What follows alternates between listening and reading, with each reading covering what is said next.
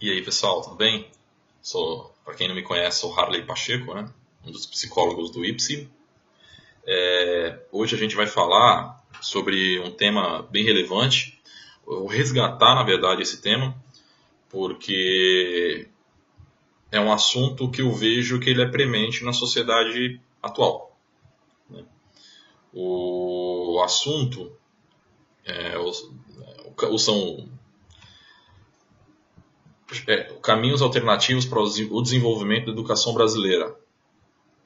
Mas, como sempre, né, eu vou fazer uma releitura, né, vou fazer uma reflexão sobre um texto do mesmo nome de um autor chamado Maurício Trachtenberg. Tá? Para quem não sabe, o Maurício Trachtenberg ele foi um professor, um sociólogo também, mas mais conhecido como professor, que deu aula na PUC, na USP, na Unicamp, na PUC de São Paulo, tá? E na Escola de Administração de Empresas de São Paulo, da FGV. Ele morreu em 98, né? Foi muito conhecido aí porque ele era um sujeito autodidata, o que alguns dizem que era um fato parcialmente verdadeiro, né?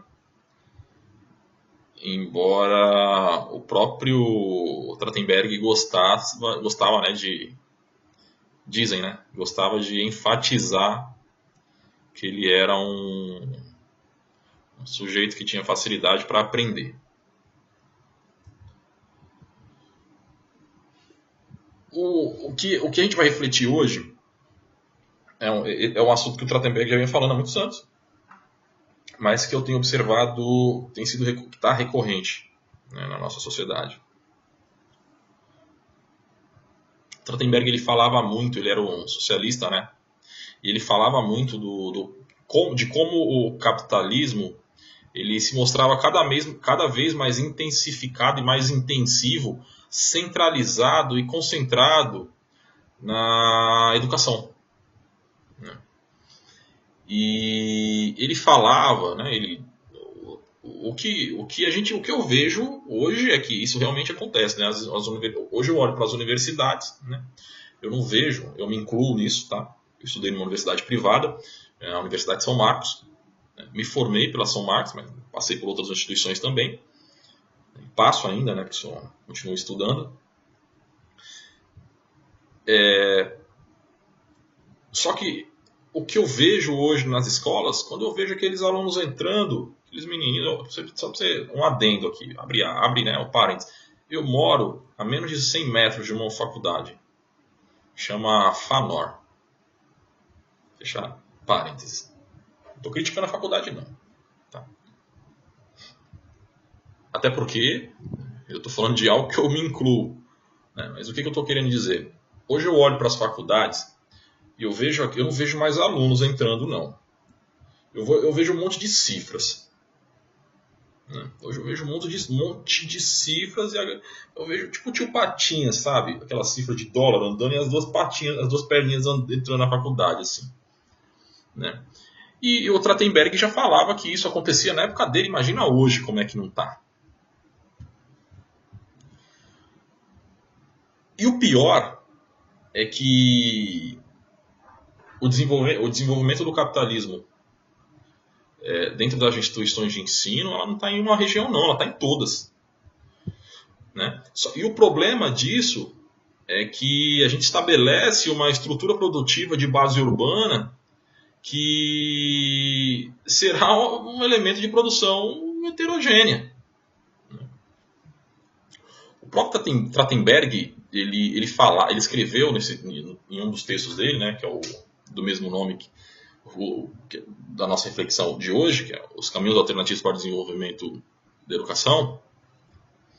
Ele já escreveu lá no texto o seguinte: as empresas se apresentam como chave do sistema através do processo de substituição de importâncias numa economia baseada em produção de escala, em que obviamente se substitui a força do trabalho pela máquina e que implicou no sistema educacional brasileiro. Espera aí, o que o Trachtenberg está querendo dizer? O que ele está querendo dizer?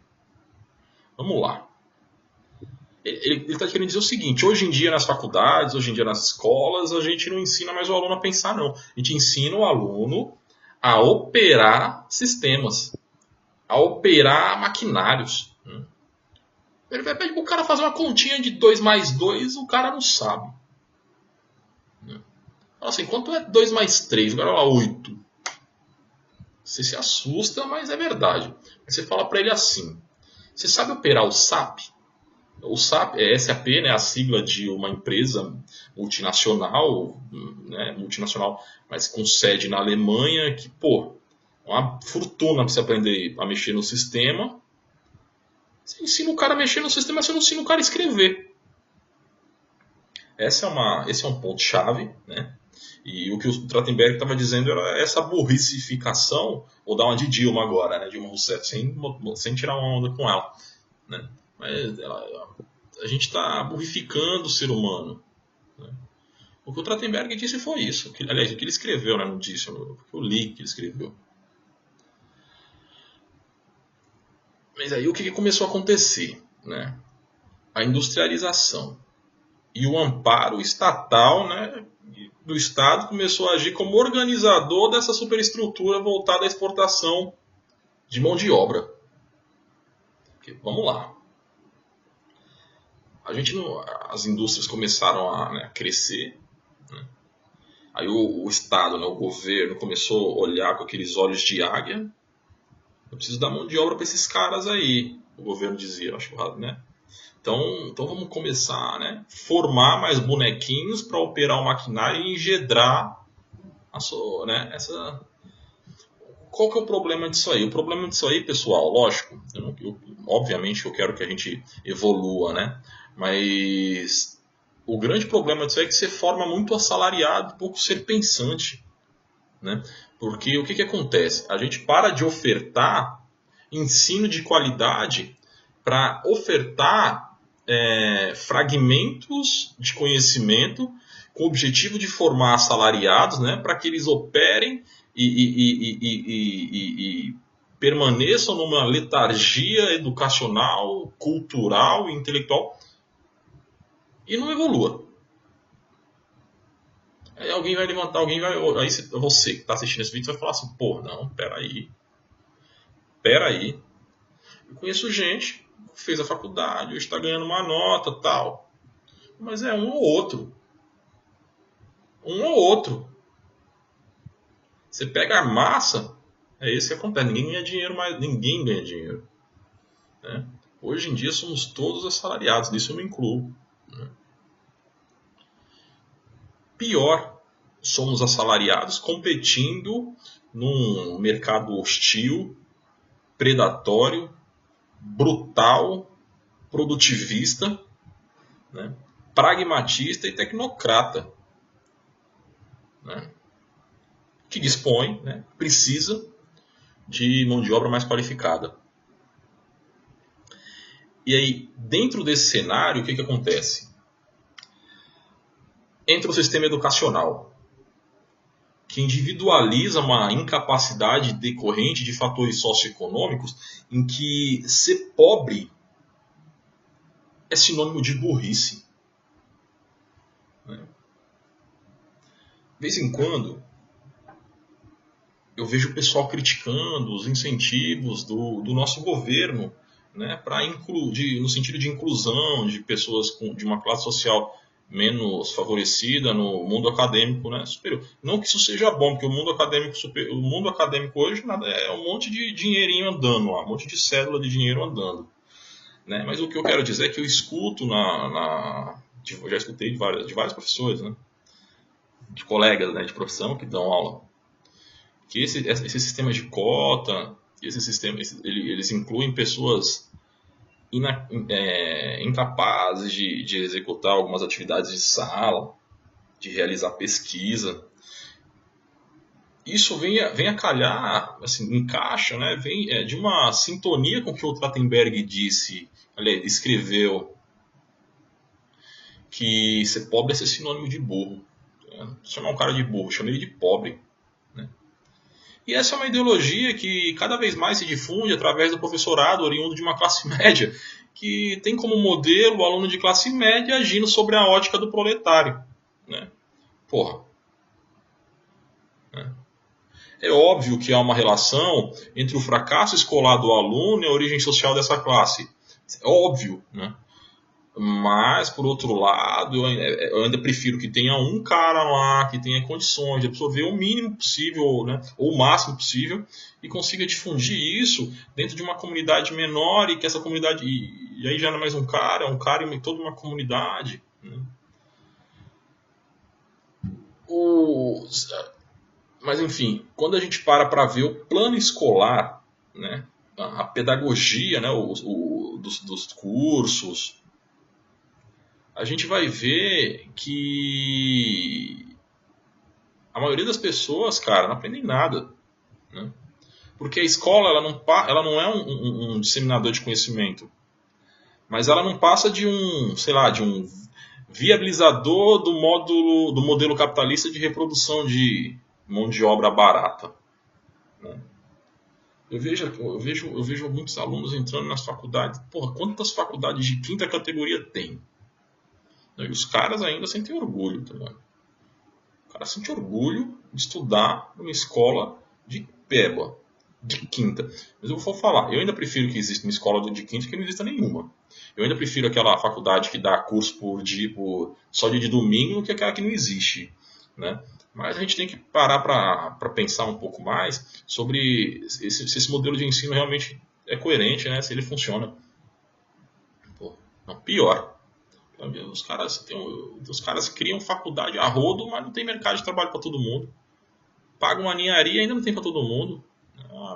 Os caras acham que a gente está de brincadeira. Né? Contra esse racional, né, contra essa lógica aí avassaladora, surgem as novas escolas que se dizem lutar pela igualdade de oportunidade. Né? Mas que, na verdade, se caracterizam apenas por ressaltar o messianismo pedagógico que tem vida curta, porque não se constitui elementar para a formação da mão de obra qualificada. Né?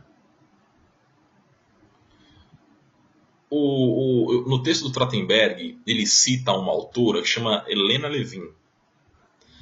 A Helena Levin ela concluiu em seu estudo sobre a mão de obra no Brasil que a maior parte era apenas alfabetizada, sendo ainda principiantes na educação mais complexa. Portanto, os mecanismos de exclusão eles predominam no ensino e não servem para a maioria da população brasileira.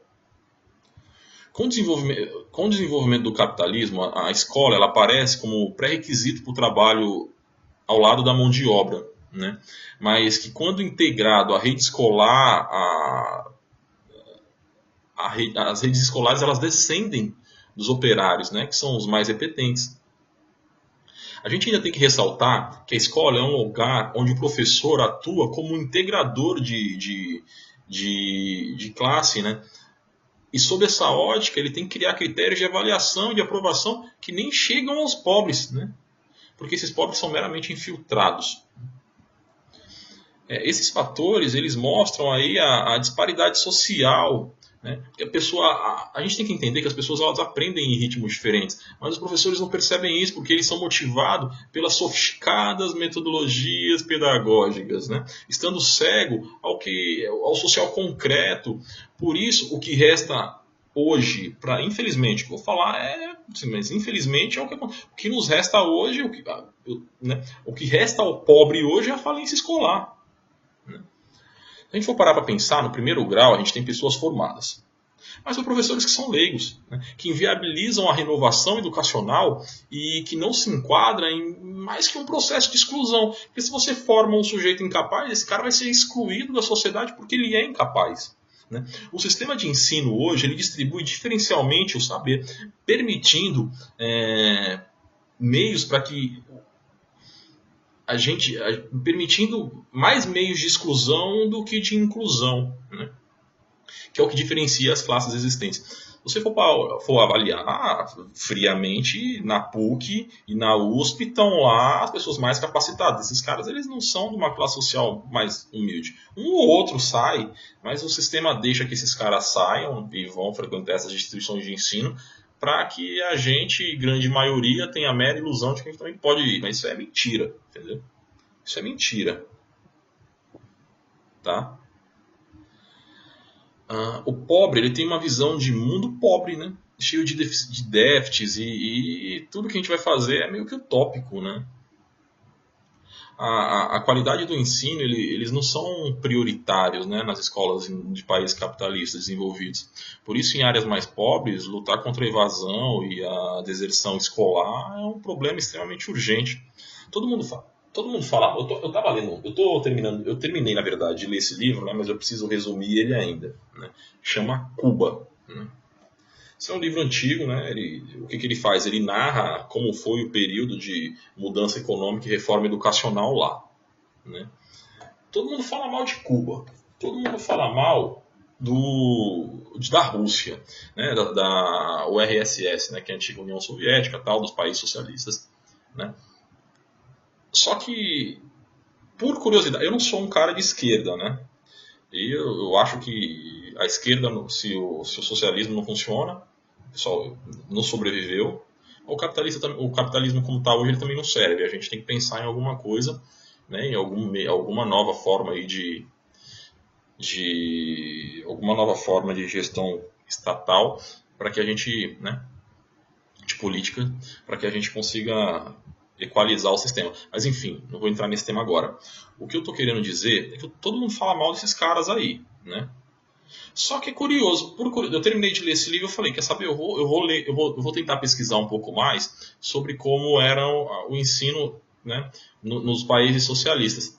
E aí eu vou fazer umas comparações esdrúxulas, mas que não é bem que é a realidade, mas não é, os exemplos que eu vou usar não são fidedignos. Eu fui ver uma pesquisa da Unesco de 1960 ou 70, eu não lembro bem a data. Depois eu vou mandar o link para você, 1970, a pesquisa da Unesco. E lá nessa pesquisa eles mostravam quais eram os países que mais tinham gente alfabetizada, né, que as pessoas mais tinham, né, cultura no sentido de ler livro. Porra, lá nos países da Rússia, da União Soviética, lá na Rússia, por exemplo, os caras liam 30 livros mais do que os americanos, do que os ingleses.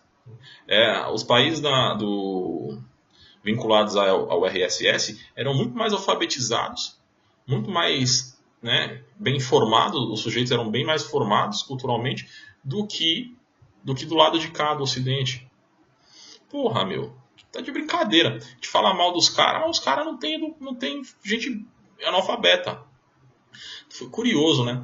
Eu estava vendo quais tipos de literatura as crianças elas liam lá na Rússia. E quais tipos, nessa mesma pesquisa da Unesco, de literatura liam nos Estados Unidos. Tipo, na Rússia os caras liam Dostoiévski, Nietzsche. Nos Estados Unidos eram tipo Barrados no Baile, X-Men, Gibi. Não que seja ruim, mas eu estou querendo mostrar, e lógico, os exemplos também não eram esses, os livros, né? Mas o que eu estou querendo dizer é que no modelo que a gente herda hoje no Brasil, que é americanizado, a gente seguiu o mesmo conceito, né? A gente fala mal dos caras, mas os caras liam Nietzsche, liam Dostoiévski, a gente lê Paulo Coelho, né? A gente lê Gibi.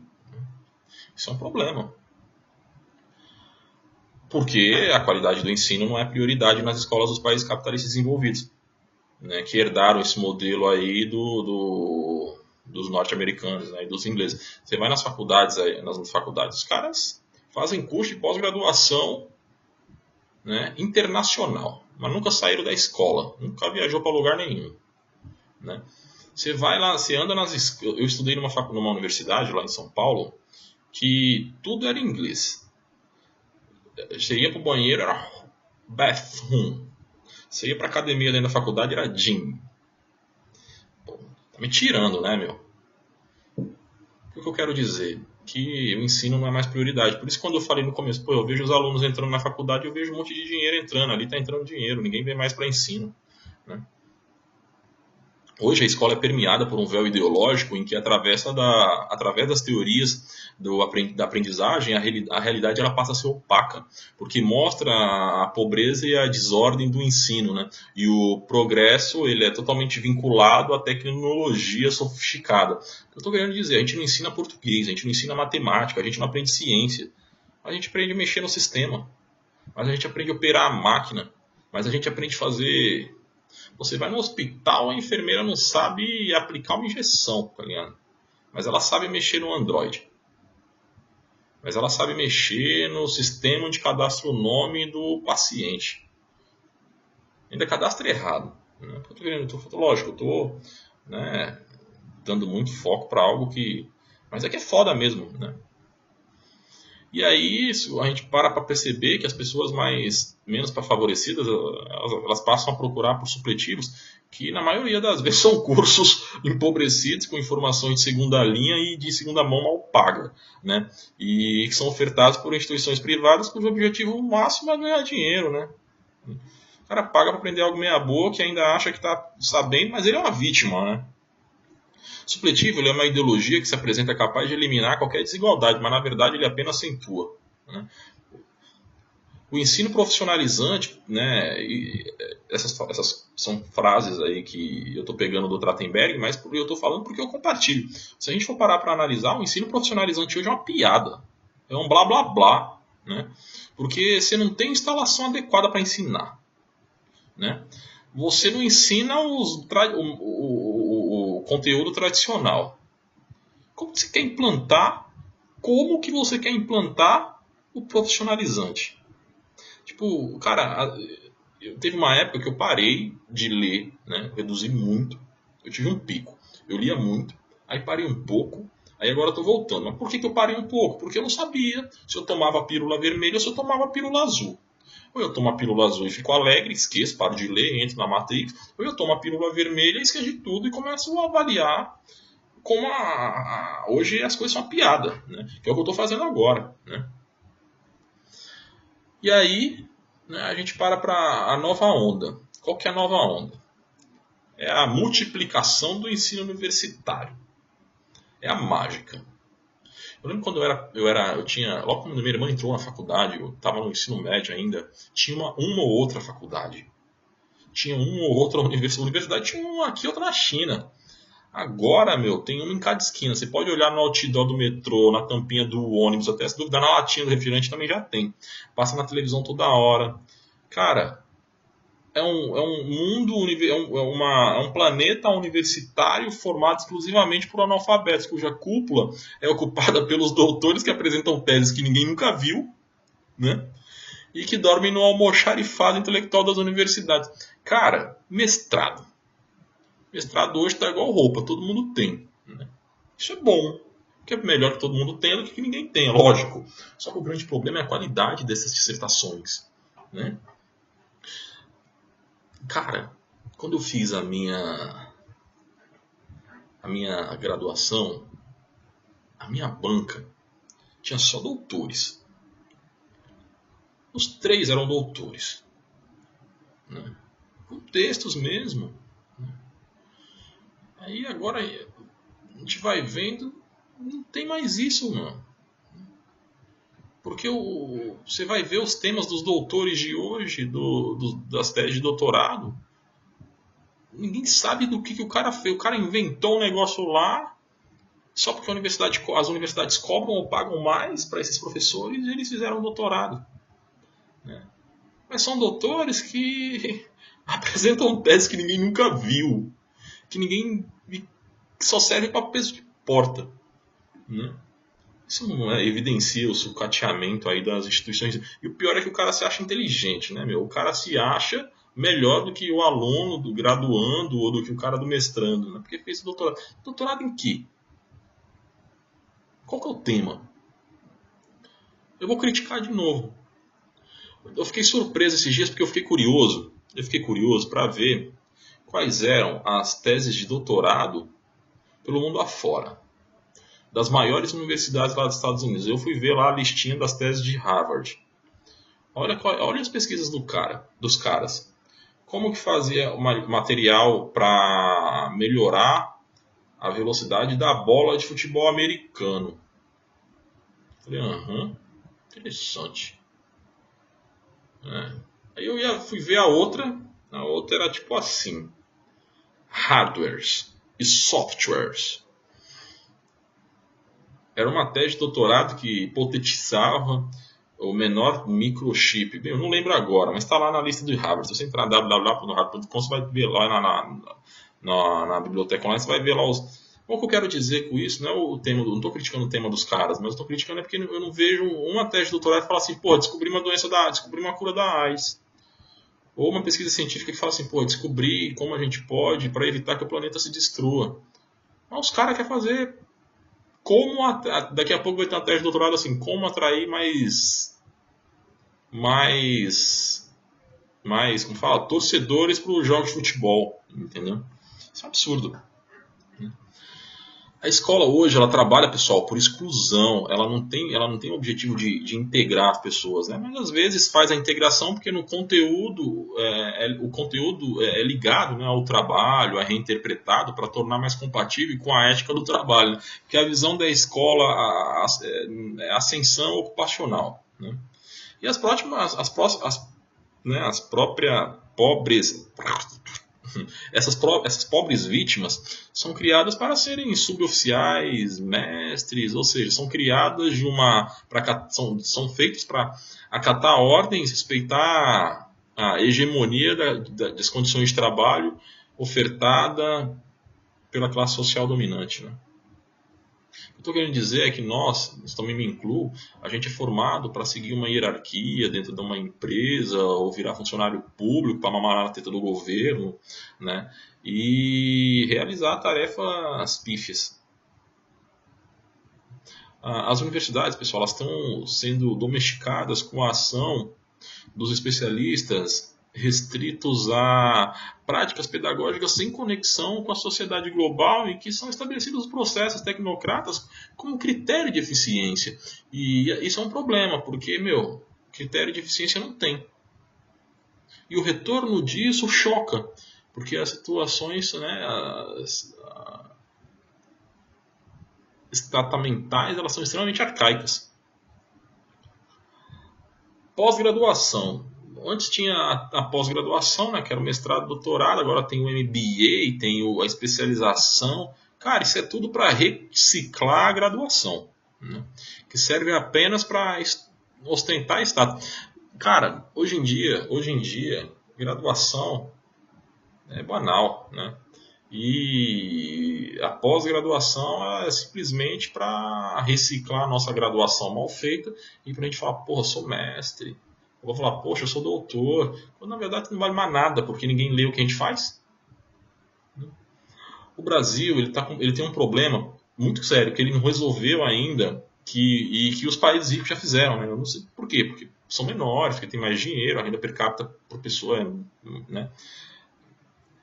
Mas eles universalizaram a educação fundamental. Isso não ocorreu no Brasil.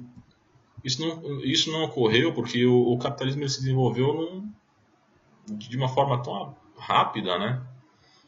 E combinado com a desigualdade social. Essa reflexão que a gente fez hoje, pessoal, não é para diminuir ou para trazer à tona, né, para brigar com o pessoal da faculdade, não. Porque eu também fiz faculdade, eu sei como é que é. Eu estou falando isso porque essa nossa reflexão de hoje é para que a gente pare para avaliar se realmente a gente está estudando, se realmente a gente está se preparando, por que a gente está se preparando, se a gente está se preparando da forma adequada, e para a gente não cometer o mesmo erro, aliás, para a gente não ser vítima dessas faculdades aí que só querem comer nosso dinheiro. Entendeu? O aluno é um bicho curioso, o aluno paga e não quer aprender. Não, a gente tem que pagar a faculdade, já que a gente paga, então vamos lá e vamos querer o serviço bem feito. Sem nos vitimizar porque estudamos numa faculdade boa, numa faculdade ruim. Entendeu? O que importa é a gente aprender e tentar, né, materializar isso de modo com que a gente possa melhorar a sociedade de alguma forma.